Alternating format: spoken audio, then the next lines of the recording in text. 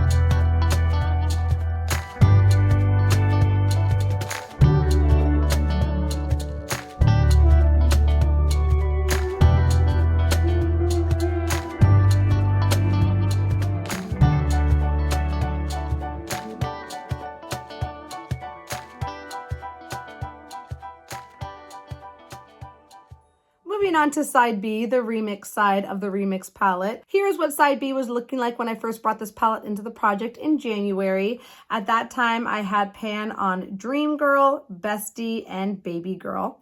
Here's what side B was looking like as of last month. I did have pan at that point on every single one of those shades, so I had reached my goal. And here's what side B is looking like today. So I don't think you'll see much of a jump from last month to this month, but I have gotten consistent use on all of those shades, and you're going to see the up close progress right now. So let's start off with that first shade in the palette, Island Glow. Here is what Island Glow was looking like as of last month. This was after 68 uses in the project.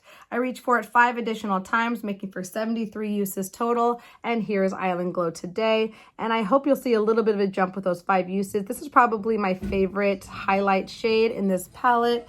I absolutely love it, and I have had a pleasure reaching for it. It has been so easy to reach for and just a beautiful shade to wear. So really excited about that one. And let's move on to that next shade, Need You. Probably the most progress I've gotten on this side of the palette has been in Need You over the past several months. So here's what Need You was looking like as of last month. This was after 136 uses in the project. I reached for it 9 additional times this month, making for 145 uses total. And here is Need You today. And I hope you'll see a little bit of a jump after those 9 uses, but just not as much progress as I expected to see after 145 uses, but still a great size pan all the same. And it has been a beautiful brown in my collection. I love reaching for that. It's probably my favorite brown in this palette. Very neutral, mid-tone brown. I actually have it in my crease today, and it just goes with every single look that I've tried to wear it with. So really loved that shade. Again, kind of sad to see it go, but I just know I have so many other browns that are just like it in my collection that I can let it go without being too upset. So the next shade in here is Dark Horse. Dark Horse has been my eyebrow powder for the past year, and it has worked perfectly for that. Here's what Dark Horse was looking like as of last month. This was after 153 uses in the project. I reached for it 11 times this month, making for 164 uses total. And here's Dark Horse today. And I don't think you'll see much of a jump with those 11 uses, maybe a little bit. And I am just very satisfied with the size of that pan in a dark brown. Very excited to see such a big pan in such a dark shade, and it's gotten great use this year, and another one that I'll be sad to see go, but I know I have things to replace it, so not that big of a loss. Moving on to Dream Girl. This shade is deceptively used because a lot of the product broke and fell out of the palette, but I still had a great time using this shade this year. Here's what Dream Girl was looking like last month. This was after 47 uses in the project. I reached for it 4 times in the past month, making for 51 uses total, and here's Dream Girl today. And you might see a slight difference in those 4 uses. I mostly used it as a blush, I believe. So I don't know if you'll see a lot of use with just dipping in there with my blush brush, but all the same, I got some good use on it, and it's been a beautiful shade as a blush topper. I really enjoyed using it that way, even more than an eyeshadow. Let's move on to Stalker. Here's what Stalker was looking like last month. This was after 43 uses in the project. I reached for Stalker 1 time in the past month, making for 44 uses total, and here's what Stalker is looking like today. And this one also has quite a small pan, but it's a very deep shade, and as you all know, I panned the heck out of pinks in the past year, and during the end of the year, especially after not focusing on this side of the palette anymore, I was just done with pink, and the fact that I got 1 use on it is great. I'm happy I at least got 1 and didn't neglect it entirely, and for now, I'm just giving pinks a little bit of a break as much as I love them, and Stalker was a part of that. Moving on to the next shade, Vampette. Similar story with Vampette. A more difficult shade for me to reach for, but I still got some good use on it. Here's what Vampette was looking like last month. This was after 37 uses in the project. I reached for it 3 times this month, which is great, making for 40 uses total, and here's Vampette today. And I doubt you'll see much of a difference there. Again, a smaller size pan, but a pan all the same, and I feel like that is still a success. Let's move on to that next shade, Bestie, in our final row. I love this shade. I love it as a shadow. I love it as a crease color. I love it as a blush. Here's what Bestie was looking like last month. This was after 55 uses in the project. I reached for it 2 times in the past month, making for 57 uses total. And here is Bestie today. And again, I don't think you'll see much of a difference with just those 2 uses, but I am happy it got some use all the same. And I'm going to miss that shade again, but also I have pinks that can replace it, and I will be happy to get use on those pinks in the future. Moving on to that next shade, Lover. This is the one shade that I'm considering keeping just because I don't have another grungy purple like this in my collection. At least I don't think so. I'm going to give my collection one final glance over just to make sure that I don't have anything similar to it. And if I don't, I might convince myself to keep this one shade from this palette just because it probably is the most unique from what I have in my collection, and I absolutely love purple, so why not hold on to another one? Here's what Lover was looking like last month. This was after 45 uses in the project. I reached for Lover just 1 time, but I'm happy it got at least 1 use, making for 46 uses total, and here is Lover today. And I don't think you're going to see much of a difference with just 1 use, but it got a use, and that is great in my book. And that brings us to the last shade, Baby Girl. Probably one of the most challenging shades to reach for in this palette because it is so bright pink, but it also works very well as a blush. Here's what Baby Girl was looking like last month. This was after 35 uses in the project. I reached for it 1 time in the past month, making for 36 uses total. And here's Baby Girl today. And again, a small pan, but a mighty pan. The pan is there, the pan exists, and that is a success. So I hit pan on every single one of these shades. I hit my goal as of just what I want to say 2 months ago, and everything has just been a little gravy on top ever since then. And it has been such a pleasure panning this palette. But before I wrap things up with this palette, please enjoy all of the montage of months of use from January on side B up until today.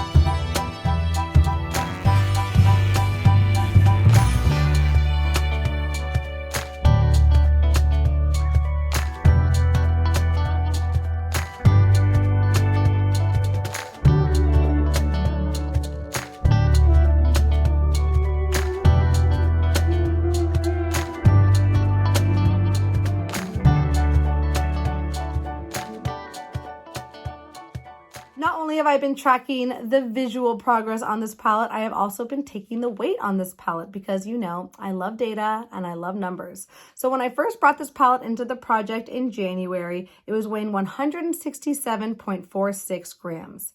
Last month, it was down to 159.7 grams, and today its final weight is 159.25 grams. So since last month, we are down 0.45 grams, and in total, during the entirety of this year, I have used 8.21 grams of product from this palette, which when you add it all up, I think that is so satisfying to hear. 8 grams is a lot of product, especially when we're talking about eyeshadow, especially considering that I have been panning lots of other eyeshadows alongside this palette as well. So what a great successful year for Pan That Palette, and I am sad to see this palette go, but I loved panning it. I loved the process of it. I loved sharing it with all of you, and I love how loved it looks at the end of this year. And while I could keep this around, I totally could. You know, it's not like these things aren't performing anymore. It's just time to say goodbye. It got a lot of great use. There's a lot of products in my collection that need some love and attention the same way that this one did before it came into this project. I have had this palette for 7 years. That is a long life for an eyeshadow palette. Could be longer, but it got some great love, and it is time to say goodbye. All right, so we'll miss her. We loved her. We had great times with her, but there are other things calling my name for the new year. And speaking of which, what better time to introduce to you my 2025 Pan That Palette. In my last Pan That Palette update, I asked for all of you to vote on one of 3 palettes. I had for you to choose from my Anastasia Beverly Hills Sultry palette, my Anastasia Beverly Hills Soft Glam palette, and from BHcosmetics the Sweet Peach palette. And if you saw my 2025 Plan to Pan video, then you know that the overwhelming majority of my followers voted for the Too Faced Sweet Peach palette. So this will be my Pan That palette for the year, and I am excited but also nervous. I know that Too Faced palettes or Too Faced shadows in general are a little bit more difficult to pan, especially when compared to like the Anastasia Beverly Hills formula or others. Even the palette that I panned last year, this is going to be a big difference and a big challenge, but I am excited for it. I am ready for it. Secretly, I kind of wanted to pan this palette myself as well. I absolutely love this palette, and I wanted to get some really good use on it during the next year. So it's going to happen. The second number of votes went to the Soft Glam palette, and then a few to the Sultry palette, but an overwhelming majority voted for the Sweet Peach palette, and I am so excited. I think that this is such a different palette. Not a lot of people pan this palette. ABH, a lot of you mentioned, so many panners pan those palettes, which they're very pannable palettes, if you know what I'm saying, which is why people like to pan them. But it is exciting to do something different, even though we all know this palette is going to be a little bit more of a challenge for me, but I am ready for it. I am not afraid of a challenge, especially when it comes to panning, and I think this is going to be a fun adventure to share with all of you. So thank you for everyone who voted. I am so excited to pan this palette. I absolutely love it. Here is what my Sweet Peach palette is looking like today. I have one pan on this palette right now in Peaches and Cream. This was in a Pan Those Eyeshadows project, I want to say 2 years ago maybe, and everything else has yet to have a pan on it. I do have quite a few little dips going in on this palette, especially here in Summer Yum. That was also in a Pan Those Eyeshadows project that I didn't quite hit the goal on. Same with Caramelized. This one got a lot of use in Pan Those Eyeshadows, but no pan yet. But hopefully that is going to be changing very soon. There are 18 shades in this palette, and some of them are going to be a little bit more difficult than others. Some of the shades I'm a little bit more worried about are like these deeper shades, the purples and the glitter purple. This one up here called Tempting. Even Peach Pit might be a little bit more of a challenge for me, bless her heart, just because I'm not wearing greens every single day. But for the majority of these shades, they are very neutral, very Jessica-friendly shades, and I am so excited to be reaching into these on a almost daily basis. So as far as my strategy for this project is going to go, I haven't quite developed what I want to do. Thinking about it now, I'm probably going to have to set a usage goal for each of these shades just to make sure that I am using all of them consistently, especially those more challenging shades. But I would love it if I could hit at least one pan in this palette per update. We're going to have to do more than that to hit my goal of hitting pan in every single one of them, seeing as I have 17 shades to go and only 12 months to work on them. I'll go through each of these shades quickly one by one. The first one is White Peach, and that one has a little bit of a disturbance in the surface of that pan. Luscious has a nice little dip forming on it. This is one of my favorite shades in the palette. So that one I think I can hit pan on quite easily. Just Peachin' does not have much use on it. Same with Bless Her Heart, Tempting, and what does that say? Charmed, I'm sure. Moving on to Nectar, this one is beautiful as an inner corner highlight, so I think I should be able to hit pan on that one quite easily. It has a little bit of a disturbance going there, but not much of a dip. Cobbler also has some disturbance, but no dip. Candied Peach actually has a pretty good dip going on that one, so I think that could be a matte that I pan pretty quickly. A nice transition shade for me and should get some easy use on that one. Bellini is a gorgeous shade. I have a nice little dip showing on that one there, and I don't think that one will be difficult for me to pan at all. And then we get to some of these more difficult shades like Peach Pit, which has almost no use on it, and same with Delectable. Almost no use to show on that one either. And then we have Peaches and Cream, my one and only pan on this palette. And you can kind of get a sense of how deep these pans are by looking at that shade. They're deep. They are not the easiest pans to hit, but we know that going into this, right? So we can expect for that and plan for that. Moving on to Georgia, another very easy to use shade, like a lid setting shade for me. So that one should be pretty easy for me to pan with some regular use. Caramelized has a nice dip going on it. I think that one might be one of the first to hit pan on, just looking at where we are at on it today. Puree is a beautiful transition shade as well, but it is quite firmly pressed, so I don't have a lot of progress to show on that one. Summer Yum, again, has that nice dip going on it. That might be one of my first focus shades, just to make sure that I am getting a pan on this pretty quickly in the course of this project. And then that last shade is Talk Derby to me. Kind of a weird, like shimmery, blackish purple shade. So that one will definitely be like a liner for the year, maybe a liner topper or something like that to make sure I'm getting some good use on this shade. So those are all of the shades, 18 shades in total. And where do I begin? I am not quite sure. Just for this first month of panning, I'm not going to stress myself out too much, but I am going to make sure that I kind of get to know this palette as a whole. I'm going to try and reach for every single shade in here at least 2 times. I think that is doable for me. And as far as my focus shades, I'm going to really focus in on Caramelized and Georgia. I think those will be my 2 focuses for the month. And if I can hit a pan on Caramelized by the next update, that would be amazing. I'm not sure if I can do that, but I'm also just going to organically reach for this palette as much as possible, see what I'm attracted to during this month of the year, and that will better inform my goals for the next update. My first update for this palette in February. So I apologize in advance if the updates for my Pan That Palette videos are not the most exciting. That's just going to be the nature of the beast for this palette. But you all chose this palette and I'm excited to pan it, and I hope that you're excited to follow along with me on that one. So that is the introduction for this palette. It is going to be the star of 2025, and I really think that it is going to be a hit with me and with all of my panning followers out there. So thank you so much for welcoming this palette into this project. Thank you for voting for this palette. She is very excited to be a part of the project this year, and I am very excited to have her. And I just cannot wait to see how loved I can get this palette looking before this year is over. So that is all for my Pan That Palette introduction. I hope you enjoyed it. If you did, don't forget to give it a quick thumbs up before you leave. If you are excited to watch me pan this palette, leave some peach emojis down in the comments and just say hi. I love hearing from you. I appreciate you all so much just for watching this video. Thank you so much for being here. I'm sending my love out to you wherever you are in the world that this video finds you, and I hope you're doing well. Wishing you a happy new year, and I cannot wait to see you in my next video. But until then, take care. Bye.